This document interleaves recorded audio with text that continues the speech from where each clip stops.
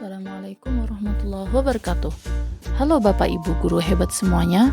Saya Murdiati dari UPTD SMP Negeri 3 Pelaihari, calon guru penggerak Angkatan 10 Kabupaten Tanah Laut, Kalimantan Selatan.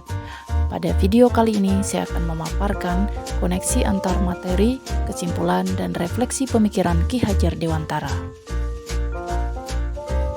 Pendidikan dan pengajaran. Pendidikan merupakan proses yang kompleks yang terdiri dari berbagai aspek dan tujuan. Kata pendidikan sering kali disamakan dengan pengajaran. Namun, sebenarnya pengajaran hanyalah bagian dari pendidikan yang lebih luas. Pendidikan bertujuan untuk memberikan bimbingan dalam pertumbuhan anak, baik secara fisik maupun mental, untuk mencapai kebahagiaan dan keselamatan. Pada dasarnya, pendidikan merupakan tuntunan dalam pertumbuhan anak-anak. Namun, anak-anak juga memiliki kodrat dan kekuatan bawaan yang tidak dapat diubah sepenuhnya. Meskipun demikian, pendidikan memiliki peran penting dalam mengarahkan dan memperbaiki kehidupan anak-anak. Pentingnya pendidikan terkait erat dengan dasar jiwa anak dan kekuasaan pendidikan. Ada berbagai pandangan mengenai dasar jiwa anak, mulai dari pandangan yang menyatakan bahwa anak seperti kertas kosong yang bisa diisi, hingga pandangan yang menyatakan bahwa anak lahir dengan karakter yang sudah ditentukan. Namun, pendidikan memiliki peran dalam memperbaiki dan membentuk karakter anak. Pendidikan juga berhubungan dengan naluri manusia untuk mendidik anak-anaknya. Namun, pendidikan yang teratur memerlukan pengetahuan yang luas tentang berbagai aspek kehidupan manusia, termasuk psikologi, fisiologi, etika, estetika, dan cara pendidikan. Selain itu, peralatan pendidikan seperti memberi contoh, pembiasaan, pengajaran, perintah, tindakan, dan pengalaman harus disesuaikan dengan umur anak didik. Misalnya, pada masa anak-anak, pendidikan lebih banyak dilakukan melalui memberi contoh dan pembiasaan. Sementara pada masa pertumbuhan jiwa pikiran, pengajaran, dan perintah mungkin lebih efektif. Dengan pemahaman yang baik tentang dasar dan tujuan pendidikan, serta penggunaan peralatan dan metode yang sesuai dengan umur anak didik, pendidikan dapat berperan secara efektif dalam membentuk karakter dan membimbing pertumbuhan anak-anak menuju kehidupan yang lebih baik. Sebelum mempelajari modul ini, saya jarang menggali potensi yang unik dari setiap murid dan tidak menyadari bahwa pembelajaran yang efektif memerlukan pendekatan yang beragam.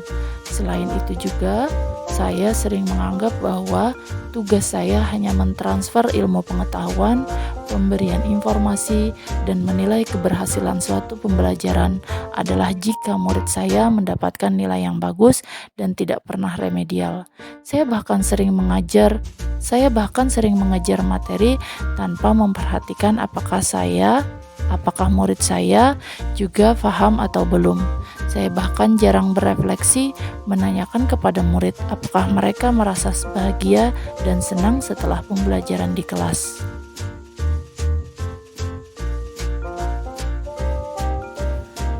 Setelah mempelajari modul di atas, saya percaya bahwa setiap murid memiliki potensi yang unik dan bahwa pembelajaran yang efektif memerlukan pendekatan yang beragam. Selain itu juga, saya meyakini bahwa peran seorang pendidik sangatlah vital dalam membimbing dan menginspirasi murid-murid mereka untuk mencapai potensi terbaik mereka. Saya juga percaya bahwa pembelajaran bukanlah hanya tentang pemberian informasi, tetapi juga tentang membantu murid memahami, menerapkan, dan mengkaitkan konsep-konsep tersebut dengan dunia nyata. Saya menganggap penting untuk membangun keterampilan kritis, kreatif, dan pemecahan masalah pada murid agar mereka siap menghadapi tantangan di masa depan. Saya juga percaya bahwa interaksi antara guru dan murid serta antara sesama murid adalah komponen penting dalam proses pembelajaran. Saya meyakini bahwa kolaborasi, diskusi, dan refleksi bersama dapat memperdalam pemahaman dan meningkatkan pembelajaran.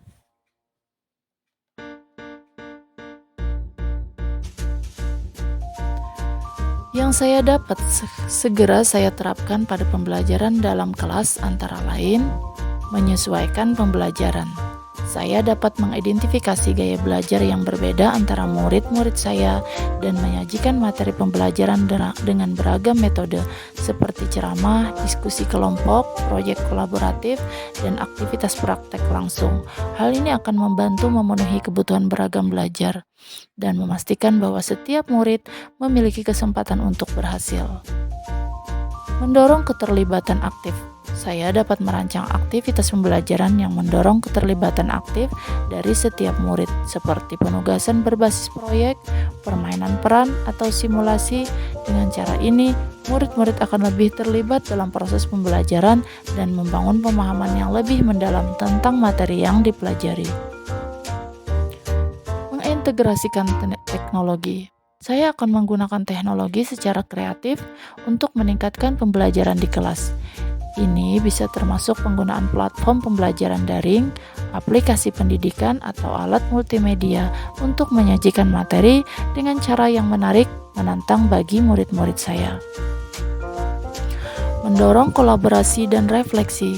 Saya akan mendorong kolaborasi antara murid-murid dalam menyelesaikan tugas-tugas dan proyek-proyek, serta mendorong mereka untuk merenungkan pembelajaran mereka secara teratur.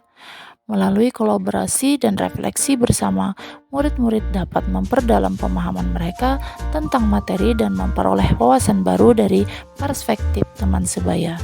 Dengan menerapkan langkah-langkah ini, saya yakin kelas saya akan menjadi lingkungan pembelajaran yang lebih inklusif, dinamis, dan mendukung bagi setiap murid.